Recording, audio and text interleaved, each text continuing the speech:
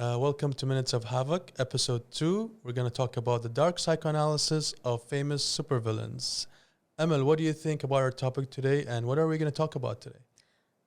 Our topic today is one of my favorite topics because it includes villains and one of my favorite characters. We're going to talk about a lot of things related to villains, and not only villains because there is a twist. So we're going to talk about protagonist, antagonist, the climax, what is the climax, and some examples of villains, and then some more.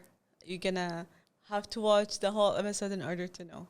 So let's go ahead and start with the protagonist, which is a way to understand more about villains. It's about the characters inside a movie. It's about the characters inside a book. So basically, the protagonist is the main character, okay? And it's a technical term that we use for the characters, the leading characters in a movie or in a book. Yeah. And the problems that they face, the obstacles that they have to go through, and of course the antagonist as well, who is the opposing character and could sometimes make things very difficult for the protagonist. Yes, yeah. So the reason why we brought up the protagonist is because it's kind of like a balance between the protagonist and the antagonist. So the protagonist usually it's the hero of the story and it is the focus or the center of the story, but then comes the antagonist in order to balance the events of the story and to give it that conflict idea. So, for example, if you read a story about a superhero, he's the guy that saves the day. And they're usually not always good and not always bad. So, like, respectively in context. So, protagonist doesn't usually mean the hero, doesn't usually mean that this is a good person. Mm-hmm. Is that right, Amal? So, sometimes, depending on the situation, depending on the other characters in the story, and it's very interesting to apply this terminology, especially when it comes to superheroes. Yes, yeah, exactly. So we're going to talk about the gray zone later on, but here is when we explain about the protagonist and antagonist, it's kind of like related to the old way of writing stories. Yes. And there are like stages of the story and there are different elements. So protagonist and antagonist are two of those elements that are very important to what happens in the story. And they kind of create the whole conflict. So and the whole basis of every story and basis of every book is dependent on the script. Yes, yeah. Which we'll discuss in detail as well. Yes, for sure. So let's go to our next point. So let's talk about some famous protagonists and antagonists. What does come to your mind when you think about comes to my mind? That kind of idea of balancing a protagonist with an antagonist? Do you mean as in characters themselves? In characters, yeah, within a story. Oh, wow. Well, basically for me, there's going to be a lot of examples. Yeah, for sure. Okay, but I think we have to narrow it down. Yes, yeah. So I mean, in general, I would, people would like to side with the protagonist. Mm-hmm. For me, I'm more into the antagonist. I love dissecting the details of the antagonist, the way that person thinks.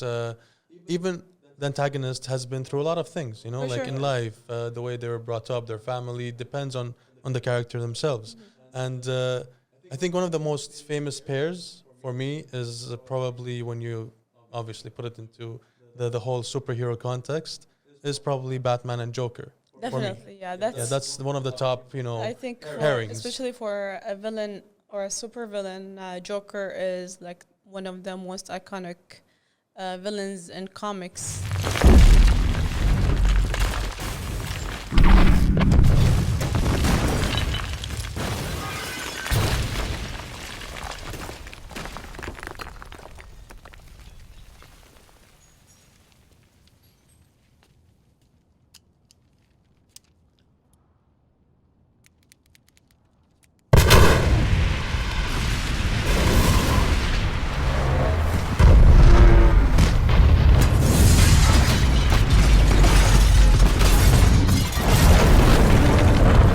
don't think there's anybody that doesn't know the Joker. Especially since as kids, we were watching cartoons and then you watch the animations and you're always like the Batman and Joker, For sure, yeah. For me, I would like think of more like literature or the classics. I'm sure there are some Sherlock Holmes fans out there, and of course, Moriarty.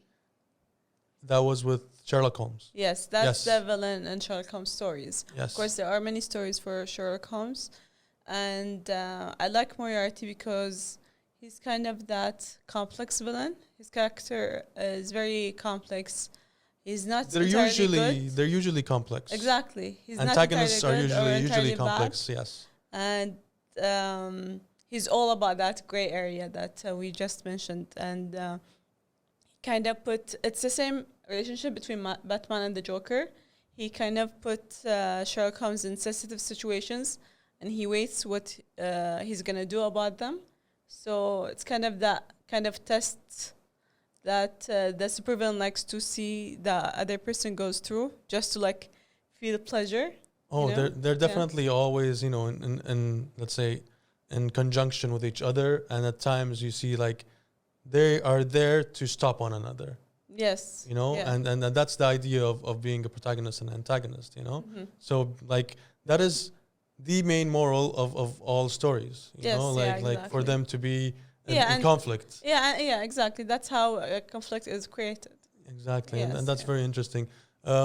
On the top of my head, I don't know, like I would like to say and mention a lot of other examples or high pairs. Do you have any in mind in particular?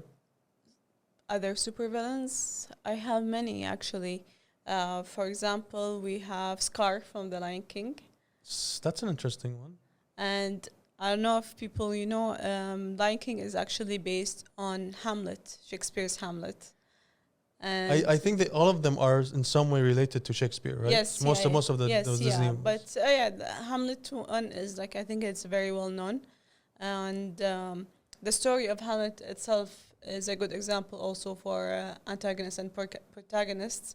The antagonist is Hamlet, which is Simba in the story, and definitely the antagonist is Scar, which is in Shakespeare it's his uncle. Claudius. Where have I seen this before? Let me think. Oh, yes, I remember. This is just the way your father looked before he died. And here's my little secret. I killed Mufasa. Murderer! So both very greedy. Yes. Yeah. And narcissistic and ambitious. Very ambitious, and they don't mind stepping on other people just to get to where they want to be. And in their heads, they think they're right. So you can't really convince them that they're evil, because to them, they're not really evil. They're just like, they have different ways of doing things, and they don't have that moral goodness or like wanting to be good just to please people. And I think that's what makes antagonists very interesting. Oh, definitely. Like the spectrum of their personalities is so huge. Yes, yeah. Right? Yeah. Like you mentioned Scar, and then you can mention Joker, and then you can mention a lot of other, antagonists that, each one has their own distinctive personality. And I do have to mention a point, Amal. I think most antagonists, whether in the real world or in Hollywood or in the comics, they're all very smart and intelligent. Yeah, they are. I agree. In most of the stories, they are the intelligent, smart characters. And because they are so smart, sometimes they don't really care about human emotions and the way other people feel, like they feel sorry for somebody or like sympathy. No empathy, no sympathy? Yeah. Yeah, makes sense. Perfect and sense I think for them. the examples that we just mentioned are most antagonists, especially when it comes to supervillains, they don't have that. Or like they might have it, but they don't show it. They have no compassion. Yes, yeah. And which brings us to our next point, which is, why are we so intrigued by supervillains? Why are we so intrigued by supervillains? Other than they're so smart. What do you think, Hamad? Oh my God. Why are they so intriguing? You mentioned in the beginning. So for me, we were discussing this point earlier on. Yeah. Sometimes for me, it's the name. How the name explain?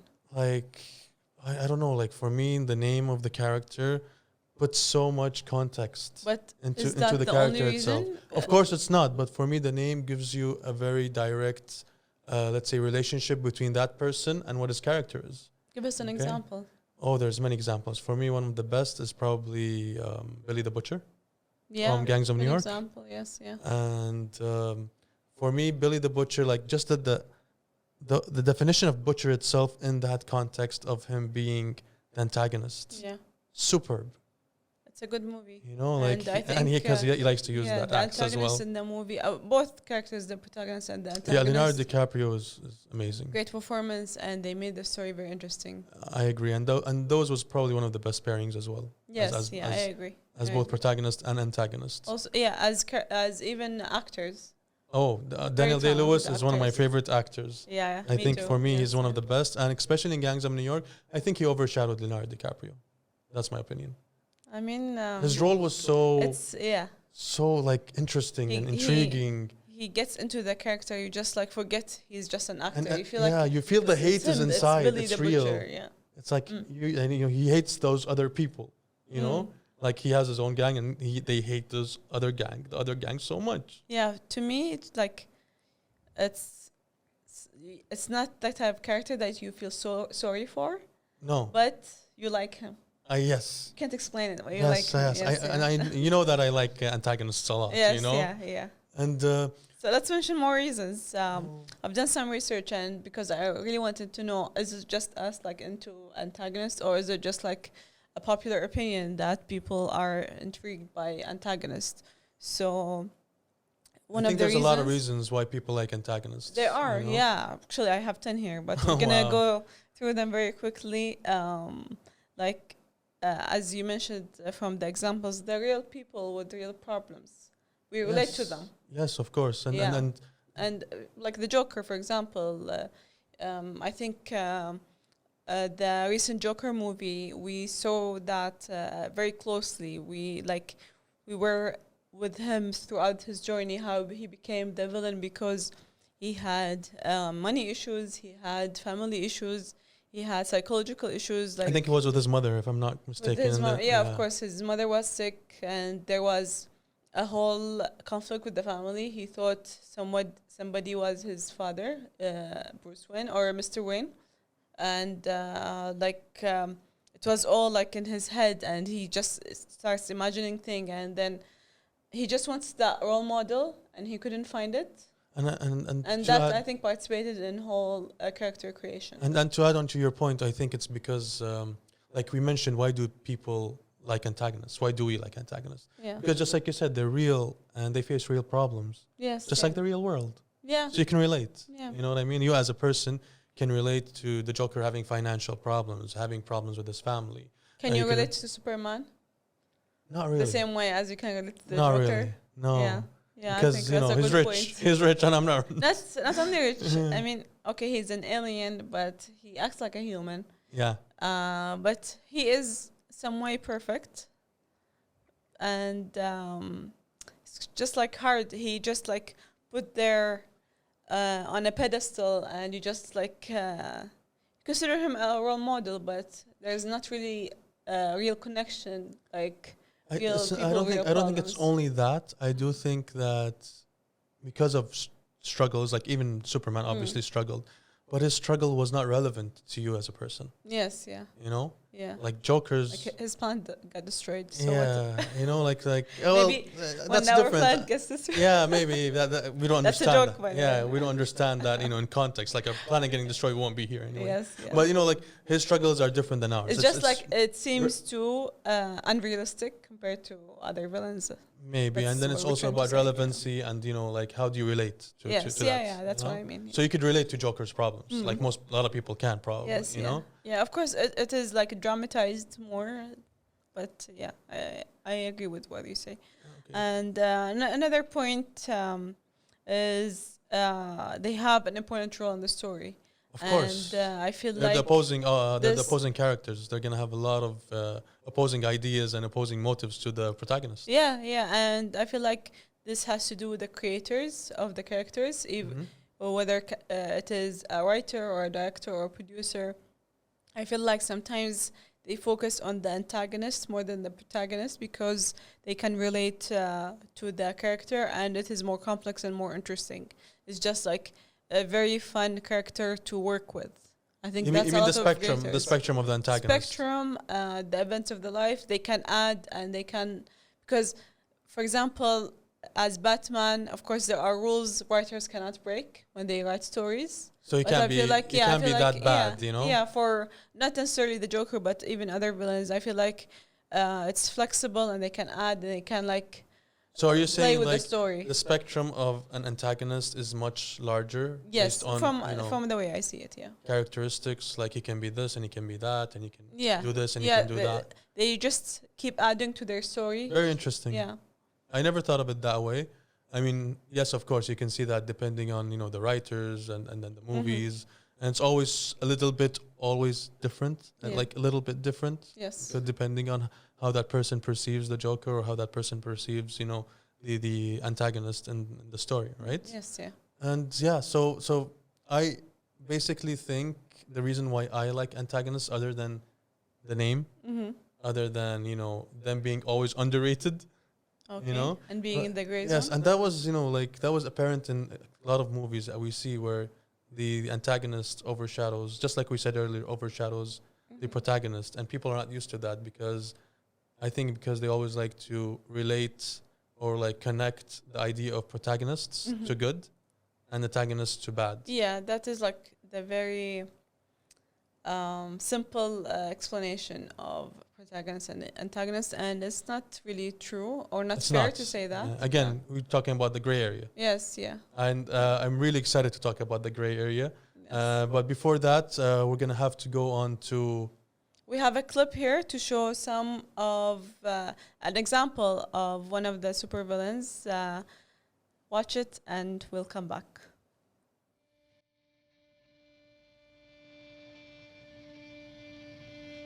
The greatest trick the devil ever pulled was convincing the world he didn't exist. Human race. Greatest monsters of them all. If you want justice, you've come to the wrong place. Why is the world so full of injustice? Because of men like you. There are no men like me. There are always men like you. Liar. There are some corners of the universe which have bred the most terrible things. Things which act against everything that we believe in. They must be fought. And one thing I can tell you. Monsters are real.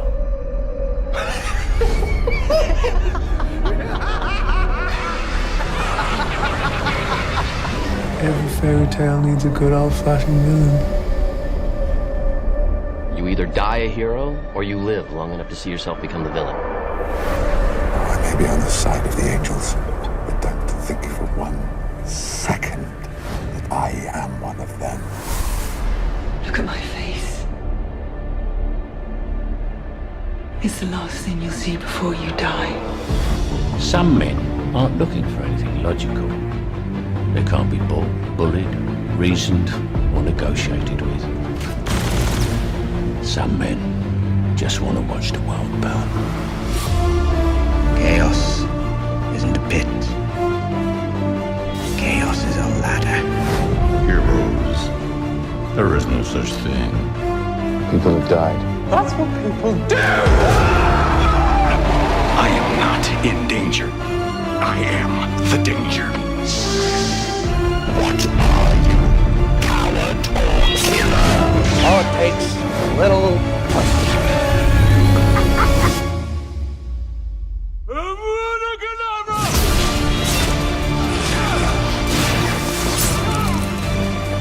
Bring me his head.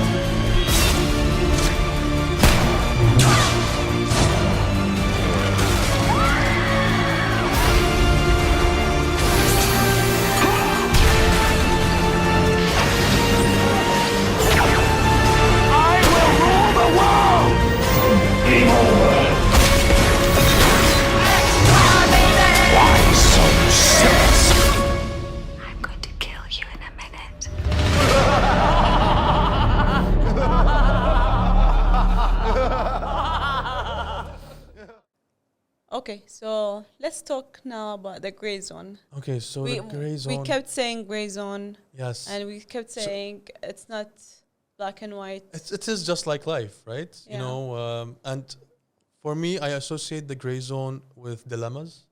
Okay. I mean, I don't know if that makes sense to you, but to me, ethical dilemmas. Yeah. Ethical dilemmas. So I think both protagonists and antagonists face dilemmas. Okay, we're gonna talk about antagonists in general here. When they face dilemmas, should I take this decision or that? So for us, the gray zone is more related to antagonists, and that's why we were talking about how the Joker is perceived as such. How, let's say, for example, this character is perceived in such a way that he's always bad, but then he has good traits. There's always buts. There's always buts. What makes it for those dilemmas. Zone. Yes, yeah. So the gray zone is very interesting. Do you have some certain examples about characters who fit into the gray zone? Like, I know I have one. Before I mention examples, I just want to say the gray zone, to me, it's a reflection of real life. Life is not black or white. Life, it's like mostly in the gray zone. It's that area where meanings overlap and has a connection with the idea of the absolute truth or absolute good, absolute evil. I mean, we face them every day in life. Like there are many theories in literature that say there are no absolutes, especially in philosophy. They talk a lot about these. Oh, you things. like philosophy? I do like philosophy, yes. Yeah. I can't say the same. Like, I do like it, but I'm not really into it. No, like I majored like in philosophy and literary theory, so I'm really passionate about these things because they concentrate on explaining artworks or literary works in connection to real life. For example, we concentrate on psychology, like the same way we concentrate on the villains and how they think. And that's why we're going to analyze their psychoness. Yes, yeah, yeah. So you asked me about an example of the gray zone. I would love to know an example. I have an examples. One of them is V from V for Vendetta. Remember, the 5th of November. Exactly, yeah.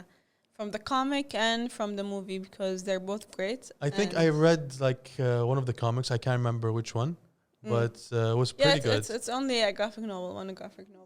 It's really good. Yeah, it's one of the best graphic novels, and it delivers a very important message. But we're talking about V here, the main character. V for Vendetta. Yeah. So one of the interesting things in this book is that the protagonist is also the antagonist. Okay, interesting. So are you saying like that's the way I see it? So the protagonist does not always have a human antagonist. The antagonist could be an object, or it could be himself. Can be. There's also Evie, the character with him, and she's kind of portrayed as that innocent, good girl kind of character. Yes, I do agree. But what's interesting is that she's moved by V and his thoughts and the way he talks, how smart he is, and kind of like he like builds on her character, and she turns out to be a different person at the end because of him. Which brings us back to the point I was saying earlier: is V smart and intelligent? Very, very smart. Yeah, and he's philosophical. If I'm not mistaken. Yes, yeah. The language, of course, the book is written by Alan Moore. Yes, and he's known for for his talent in writing. So he really gave his all. His all. Yes, I definitely agree. He gave his all. Yeah, his all to the character, and he detailed, distinctive. He represented a lot of thoughts into V, and in relation to a revolution. Like the revolution is one of the important I think a lot of people started thinking differently after watching the movie. Definitely, yeah, especially when it concentrates on some events that are important in history. So, is V a good person? Is he? And the truth is, there is something terribly wrong with this country, isn't there? You designed it, sir. You wanted it foolproof. You told me every television in London. Cruelty and injustice, intolerance and oppression. And where once you had the freedom to object, to think and speak as you saw fit, you now have censors and systems of surveillance coercing your conformity and soliciting your submission. We need cameras. How did this happen? Who's to blame? Well, certainly there are those who are more responsible than others, and they will be held accountable. But again, truth be told, if you're looking for the guilty, you need only look into a mirror. I don't think so. He does some bad things Like, okay, maybe some of them for a have good cause. So for a good cause, but some of them have codes. Yeah. You know, like for example, not killing kids, Yes. not including kids in the equation. Yeah. You know. Yeah. And then you have some who are like, they won't kill humans at all. They would hurt them, but they won't kill them. They might manipulate them mentally. They Yes. might steal money from them. They might, blackmail them. Yeah. But in the end, there's no killing involved. You know. Yeah. So for me, I don't think V is a good person, but at the same time, I don't think he's as bad as the government, in that movie wants to make you think he is. Yeah. For me, I think, for most antagonists, they have good in them. Like you can, look up to some of their thoughts and maybe filter them in order to make so them work. do you think some antagonists, or let's say, in context, supervillains, some of them have good traits or maybe good intentions? There are, definitely. And I think V is one of them. He's just he wanted to do good for the community. For the betterment of the for him, peoples. ethically, some harm had to be done because... For the greater good. Yeah, because there are some bad people out there that are already doing bad things to people. So he's just kind of necessarily evil. I don't know. I do know what you mean. Yeah. And I do think that some people might appreciate that way of thinking. But when it comes to, implementing these into actions, and you actually see those actions in front of you, you'd be like, is this morally ethical, or is this wrong? Is this right? You're confused. We're all confused. That's why we're discussing yes, today. it's confusing. It's all these questions that you just mentioned, it's just they're very important. And I think from my perspective, I feel like the objectives of creating an antagonist is just to make people ask questions. It's not to answer. They're always so controversial. Yes, yeah, just to present those questions that sometimes the good guy can't always win. No, because they can't make the good guy do all these bad stuff. So they make somebody do the bad stuff, so the good guy becomes the good guy. Yeah. But on the other side, we have a bad character. You were mentioning somebody to me earlier. Yes, right? yeah. The same context. Another example from Alan Moore. Okay. Obviously, I'm a fan. You're a big fan of Alan Moore. Yes, yeah. From Watchmen, one of the greatest comic books. I never read it, actually. Read it. I will. I'm going to ruin some stuff for you now. Perfect. Okay, we have the character Ozymandias. Okay, is that how you say his name? Yes, Ozymandias. Okay. He's the vigilante. He's the vigilante from Watchmen. Yes, from Watchmen. And he's a very interesting character. He's kind of tell me all about him. A very rich person. Oh, well, that's what that's something I realized, and and money makes people evil. Yeah, like some people, even when they're good, they have a lot of money and they become evil. Yeah. So it's kind of that obvious element, the rich person with a big desk, and he's just plotting to do something bad. But Ozymandias is more than that. He's a rich person, but he has that grandeur complex. Mm-hmm. So he looks up to Alexander the Great. I'm sure you know him. Interesting, of course. Yeah. So he wants his life to be like Alexander the Great. Is he like his role model? Not even his role model. He's he opened his book and he wants his life to be exactly like Alexander the Great. Interesting. So whenever something comes up in his life that doesn't match the story of Alexander the Great, he just he freaks out and he does something bad. So is that like an adverse reaction? Or an involuntary reaction? He's just in his head, his life has to be a certain way, and any changes that occur, it would disturb the whole thing. It's like imagine if you made some plans and you're looking forward to them, and then something happens just right before that ruins it for you. Yeah, but I don't go around killing Yeah. people. Yeah, so that separates you from a crazy villain as Ozymandias. He actually kills a person. He kills the comedian. Spoiler. Yeah. And Thank you. he actually kills a lot of people later on with squids.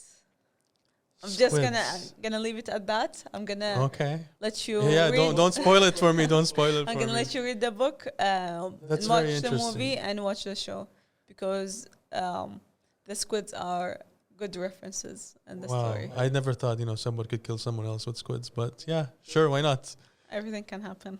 Okay, the so comic world especially. So after Another Ozymandias, example, I think did I pronounce it right? Ozymandias, yeah. Ozymandias. Name is Adrian, but Adrian, yeah, but I like that name though. I don't know what it means, but I like it. Yeah, read about it. I will definitely. That's very interesting. Killing people with squids. So after Ozymandias, so we had we had Ozymandias. Do you have any other characters you would like to shed light upon? We were talking about a very good example from a recent comic. Which is kind of a plot twist to the whole Batman Joker conflict. Ooh. Tell us about it. I think you just read the book. Are you talking about Jack Napier? Yes. Oh, okay. So Jack Napier is your average countryman, and he is just someone who's struggling in life financially. Okay. And he wants to be a comedian so bad in Gotham City. Yeah. And he's just like your normal average Joe, like he's just somebody who's trying to live. Okay. And he faces a lot of struggles and ends up being someone who's, I don't know if I should say a good guy or a bad guy. Okay. But let's talk about his drug issue or his relationship with drugs. What happened? Exactly? Well, with his relationship with drugs was that once he's off them, he's okay. Okay. So just to explain, Jack Napier used to be the Joker. Yes. I don't know how to explain it, but yes. Yeah, used to be the Joker, and then Harley Quinn suggests for him to take a drug to fix him because she believes in him, and. Like we saw the Joker in other stories, he's locked up in Arkham Asylum. Indeed. Yeah, and it doesn't really fix him. It's like just like he keeps on being psychotic and crazy. Yes, there's no relationship. But we know also Harley likes the Joker and she believes in him and she thinks he's a great person. So she tries to fix him. She wants to change him. Yeah. She wants to change him. Yeah. So he takes this drug and he becomes a real person, a normal person. Yes, that is correct. Is he normal? Yes. Is he normal? Well, to me, I think in the context of this issue, I don't think Jack Napier is the same person as Joker. He becomes someone totally different. Person. He becomes someone who wants to live a normal, average life. Would you albeit say with he's resources the this time. opposite of the Joker? Yes, definitely, in so many ways. Okay. Well, he actually showcases his talents for people actually liking him. Liking him as in, let's go to politics, Napier, and let's vote for you.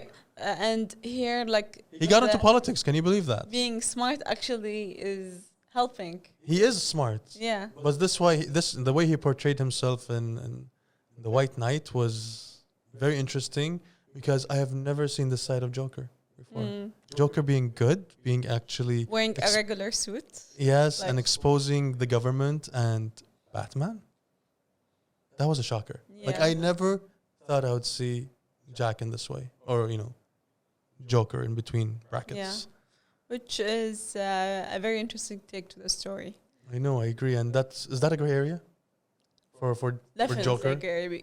Especially that he deals with Gotham criminals to achieve his objectives. Exactly, and he was dealing with the police. He was helping the police, and he was helping, the government. And I would say there was that conflict still between him and Batman, and more stuff. Yeah, of course, because nobody could accept him as this. Yeah, so you wouldn't say he's actually just became a good person. It's just there are some questions, question marks, There's what's always going question on marks around the here? Joker. There's always question marks. Yeah, I mean, something fishy. And you know, he was smart because he again manipulated a lot of people. But at the end, he did play I wouldn't say he saved everybody, but he did play an initial part in saving everybody. Yes, yeah. Imagine Joker saving people. Yeah, that's for me is a mind blower. I cannot think. Yeah, I cannot perceive him as that. I cannot perceive Joker saving people. I cannot see that. Which makes the story very good. Very interesting. Yeah. I do agree. So, after we talked about the gray area and we talked about the antagonist and protagonist, I think you have a very important subject you want to actually discuss, Amal, and just put it out there. I know it's been, on your mind all day long. Not on my mind, just for the day. Just for the day. Since we started working on the research for this episode. I know, you suddenly came up with this amazing, interesting topic that I never even thought about. Yeah, I was researching, I'm like, why are they all males? All the villains that we just mentioned, the examples. Why are all the supervillains males? Yeah, Can you guys think of amazing supervillains who are females?